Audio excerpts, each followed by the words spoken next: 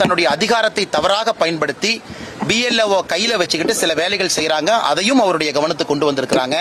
நாங்கள் தேர்தல் ஆணையத்தை எப்பொழுதும் நம்புகின்றோம். அவர்களை நம்பி தொடர்ந்து நாங்கள் கம்ப்ளைண்ட் கொடுக்கிறோம். பிஎல்ஓ சரியில்லாத இடத்துல பிஎல்ஓ தேர்தல் ஆணையம் மாத்திருக்கிறாங்க. அதே நேரத்தில் ஆளும் கட்சியினுடைய பிடியிலிருந்து பிஎல்ஓவை காப்பாற்றணும். அதே நேரத்தில் நேர்மையான முறையில் எஸ்ஐஆர் நடக்கணும். அதையும் நம்முடைய தொண்டர்கள் ஊர்ஜிதம் செய்வார்கள். செத்து போன சமஸ்கிருதத்துக்காக 2400 கோடி ரூபாய் மத்திய அரசு ஒதுக்கி இருக்கு. தமிழ் மொழியோட வளர்ச்சிக்காக 10 வருட காலத்துல 150 கோடி தான் ஒதுக்கி இருக்கு. இதை நம்ம தொடர்ந்து பேசுறோம், மறுபடியும் ஒரு முறை பேசுறோம். ஏன்னா நம்முடைய துணை முதலமைச்சர் திரு உதயநிதி ஸ்டாலின் அவர்களுக்கு சில விஷயங்கள் புரியறதில்ல, திரும்ப திரும்ப சொல்றோம். இந்தியாவில் சமஸ்கிருத பல்கலைக்கழகங்கள் அதிகமா இருக்கு. 10 ஆண்டு காலம் இவங்க யூபியில இருந்த பொழுதும் கூட சமஸ்கிருத பல்கலைக்கழகத்தை திறந்தாங்க, தமிழ் பல்கலைக்கழகத்தை திறக்கல. எம்எச்ஆர்டியை பொறுத்தவரை எப்படி பணத்தை அலோகேட் பண்றாங்கன்னா, பல்கலைக்கழகங்களுக்கு பணத்தை கொடுக்கறாங்க.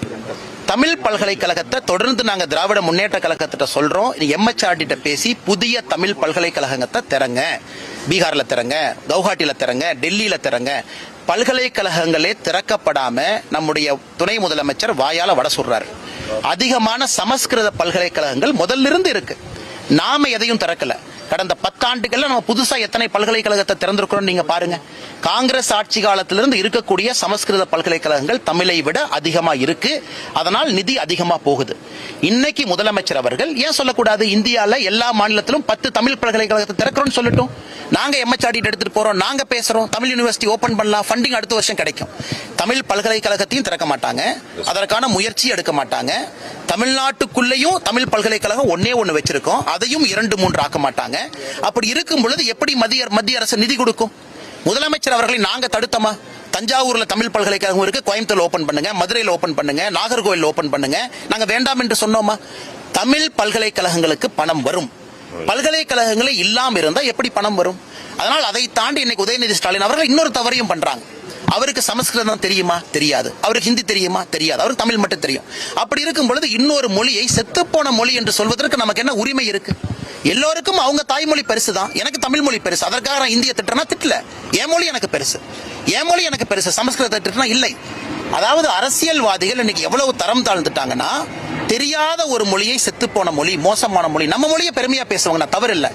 அதுவும் ஒரு சத்திய பிரமாணம் எடுத்து ஒரு பதவியில் இருக்கக்கூடிய துணை முதலமைச்சர் Sanskrit is a dead language சொல்றாங்கன்னா அது வன்மையாக கண்டிக்கத்தக்கது. எந்த மொழியும் செத்த மொழி கிடையாது. எல்லா மொழியும் 4 பேர் பேசுறாங்க, அவங்களுக்கு அவங்க மொழி பெருசுதான். தமிழ்நாட்டில் சமஸ்கிருதம் பேசுறவங்க இருக்கிறாங்க. அதனால் எவ்வளவு வன்மையான ஒரு பார்வையோடு துணை முதலமைச்சர் இருக்கின்றார்கள் என்பதற்கு இது ஒன்றே சான்றுங்க. ஏற்கனவே டெங்கு கொசு ஒரு வாட்டி சொல்லியிருந்தாரு, தொடர்ச்சியா மொழி தாக்குதல் அதிகமா இருக்கு. ஆனா இன்னைக்கு திராவிட முன்னேற்ற கழகம் தருண் சுக்கு அவர்கள் இன்னைக்கு பல மாநிலத்தில் தேர்தலை பார்க்கறாங்க. அவரே சொல்றாங்க, எல்லா மாநிலத்திலும் பாரதிய ஜனதா கட்சி பீகார்ல நம்ம என்ன செஞ்சிருக்கோம்னு சொல்லி ஓட்டு கேட்டோம். ஆனா தமிழ்நாட்டில் டிஎம்கே கட்சி 5 வருஷம் என்ன செஞ்சிருக்காங்கன்னு சொல்லட்டுமே. இன்னும் north India, south India, Aryan, Dravidian, Brahmin, நான் பிராமின், தமிழ், நான் தமிழ், இப்படித்தானே பேசுறாங்க. 4 ஆண்டுகளாக என்ன வேலை செஞ்சீங்கன்னு சொல்லுங்க, மக்கள் ஓட்டு போட்டு நாங்க ஏத்துக்கிறோம். அதனால் எந்த வேலையும் செய்யாதனால எலெக்ஷன் வந்த உடனே மறுபடியும் டெல்லியை நோக்கி படையெடுக்கிறாங்க. Delhi, Tamil Nadu, north, south, Aryan, Dravidian, Punjab, Tamil Nadu. இந்த முறை தமிழக வாக்காளர்கள் இதை ஏற்றுக்கொள்வதற்கு தயாராக இல்லை. இதையெல்லாம் நிராகரிக்க போறாங்க. இதுவரை முதலமைச்சரோ துணை முதலமைச்சரோ வாயை திறந்து அவங்க செஞ்ச சாதனையை இதுவரைக்கும் சொல்லவில்லை என்றாலே தெரியுது இந்த எலெக்ஷனை எதிர்கொள்வதற்கு அவர்கள் பயப்படுகின்றார்கள்.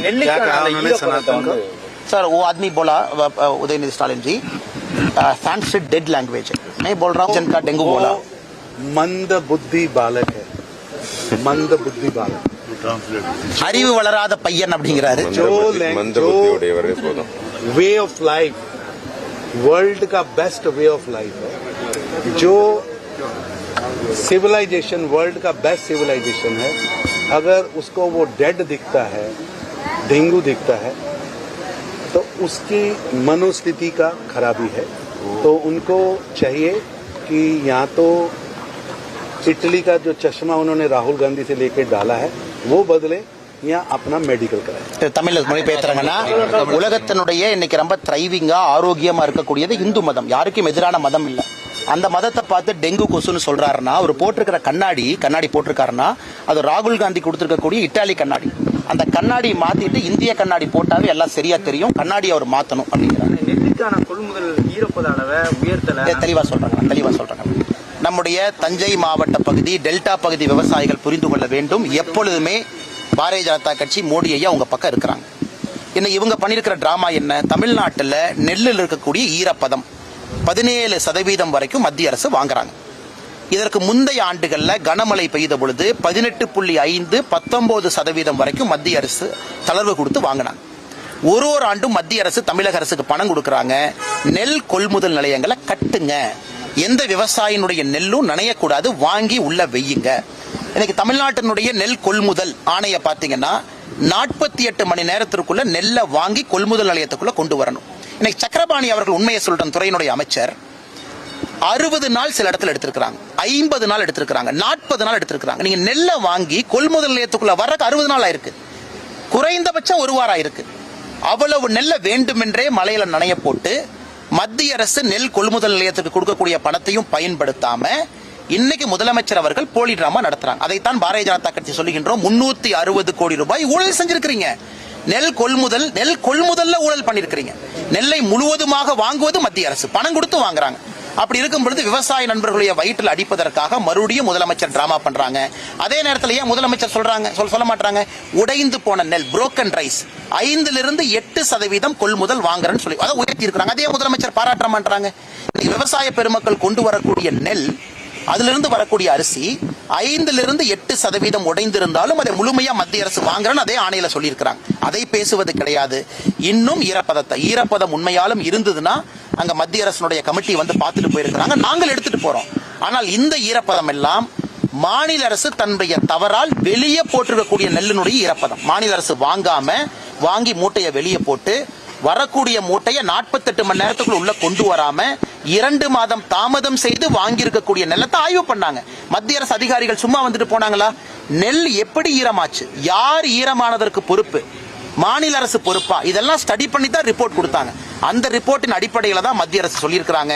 எப்பொழுதும் விவசாயத்தின் பக்கம், டெல்டாவின் பக்கம், காவிரி தாயினுடைய புதல்வராக இருக்கக்கூடிய விவசாயிகளின் பக்கம் பாரதிய ஜனதா கட்சி, பிரதமர் மோடி அவர்கள் இருப்பார்கள். மெட்ரோ விவகாரத்துல பாஜக ஆளுகின்ற மாநில மெட்ரோ விவகாரத்தை பொறுத்தவரை நம்முடைய நண்பர்கள் ஒரு விஷயத்தை புரிஞ்சுக்கணும். இந்தியால மெட்ரோ என்பது 2017 மெட்ரோ பாலிசியின் படி தான் எல்லா மாநிலத்துக்கும் கொடுக்கறாங்க. இன்னைக்கு நாம் புரிந்து கொள்ள வேண்டும், மாநில அரசு மெட்ரோவை கேட்டு விண்ணப்பிக்கலாம், தவறு கிடையாது. நமக்கு கண்டிப்பா சென்னைக்கு வேணும், கண்டிப்பா கோயம்புத்தூருக்கு வேணும், கண்டிப்பா மதுரைக்கு வேணும், கொடுக்கணும். கொடுத்த ரிப்போர்ட் எப்படி கொடுத்தாங்க? 2022 கொடுத்த ரிப்போர்ட்ல 2011 பாப்புலேஷன் டேட்டா போட்டாங்க. வேறு மாநிலங்கள் என்ன பாப்புலேஷன் டேட்டா கொடுக்கறாங்க? அர்பன் ஏரியாவுடைய அக்ளோமரேஷன் சர்வே கொடுக்கறாங்க. அதாவது 2022 எலக்ட்ரிசிட்டி பில் எவ்வளவு மக்கள் வந்திருக்காங்க, வாக்காளர் எவ்வளவு இருக்காங்க பார்த்து கொடுக்கறாங்க. வேண்டுமென்றே தவறான ஒரு விவகாரத்தை 2011 டேட்டாவை கொடுக்கறாங்க. சென்னை, மதுரை 2 குவாலிஃபை ஆகல, உங்க கொடுத்த தவறான டேட்டா. இரண்டாவது, மெட்ரோ வாங்குவது சிறப்பல்ல, மெட்ரோ நடத்துவது சிறப்பு. இன்னைக்கு பெங்களூர்ல பாருங்க, அந்த பகுதியினுடைய எம்பி தேஜஸ்வி சூர்யா கோர்ட்டுக்கு போயிருக்கார் பெங்களூர் மெட்ரோக்கு எதிராக என்னன்னா, எப்படி இந்த ஃபேரை வைக்கிறீங்கன்னு சொல்லுங்க. பெங்களூர் மெட்ரோல கண்டமேனிக்கு ஃபேரை ஏத்தி இருக்கிறாங்க. காரணம், திட்டம் சரியா போடல. இரண்டாவது, மத்திய அரசு கேட்கறது திட்டத்தை சரியா போடுங்க. கோயம்புத்தூர் மெட்ரோ ப்ரொபோசல் 6 இடத்துல மெட்ரோ ஸ்டேஷன் சொல்லியிருக்கக்கூடிய இடத்துல நிலத்தை எப்படி கையகப்படுத்த போறாங்க ரிப்போர்ட்ல இல்லை. பப்ளிக் லேண்டா பிரைவேட் லேண்டா இல்லை. ரைட் ஆஃப் வே இல்லை. ஹோப்ஸ் காலேஜில் இருந்து கோயம்புத்தூருக்குள்ள போகக்கூடிய ரூட் டிராபிக் கன்ஜெஷன் சர்வேல இல்ல. எவ்வளவு வண்டி போகும் இல்ல. எவ்வளவு பேர் பயன்படுத்துவாங்க, ஒரு நாளைக்கு 4 லட்சம் பேர் பயன்படுத்துவாங்கன்னு கொடுத்திருக்காங்க. சென்னை 55 கிலோமீட்டர் இருக்கக்கூடிய மெட்ரோ ஒரு நாளைக்கு 4 லட்சம் பேருக்கு குறைவாக பயன்படுத்தும் பொழுது, கோயம்புத்தூர் 55 கிலோமீட்டர் குறைவா இருப்பது எப்படி 4 லட்சம் பேர் பயன்படுத்துவாங்க? இந்த கேள்விகளை மத்திய அரசு கேட்டு அனுப்பிச்சிருக்காங்க. யாரும் நிராகரிக்கல. புது டிபிஆர் ப்ராப்பரா ப்ரிப்பேர் பண்ணி மறுபடியும் கொடுக்கணும். மனோகர்லால் கட்டர் அவர்கள், அமைச்சர் அவர்கள் தெளிவுபடுத்தி ட்வீட் போட்டிருக்காங்க. மத்திய அரசு எங்கேயும் மெட்ரோ வேண்டாம், கொடுக்க மாட்டோம் என்று சொல்லாம உரிமை கேட்பதற்கு டிபிஆர் கொடுக்கணும். தப்பான டிபிஆர் கொடுத்து மெட்ரோ வாங்கிட்டாங்கன்னா அந்த காசை உங்க தலை மேல என் தலை மேல ஏத்துவாங்க. 4 ரூபா கொடுத்து போற இடத்துல 40 ரூபா கொடுத்து போவோம், நீங்க பெங்களூர் மாதிரி. அதனால் மத்திய அரசு கேட்பது ஒழுங்கான டிபிஆர் ப்ரிப்பேர் பண்ணி கொடுங்க அப்படின்னு. வேண்டுமென்றே அரசியல் செய்வதற்காக தவறான ரிப்போர்ட்டை கொடுத்து மத்திய அரசு கேள்விகளை கேட்ட பிறகு அதை மாத்தி பாரத பிரதமர் நரேந்திர மோடியின் மீது தவற போடுறாங்கல்ல, இது மிகப்பெரிய தவறு. அவர் எடுத்திருக்கக்கூடிய சத்திய பிரமாணத்துக்கு எதிரானது. அதுவும் பிரதமர் வர்ற அன்னைக்கு பொய்யான ஒரு ட்வீட்டை போடுறாங்கல்ல, இது மன்னிக்க முடியாத குற்றம்.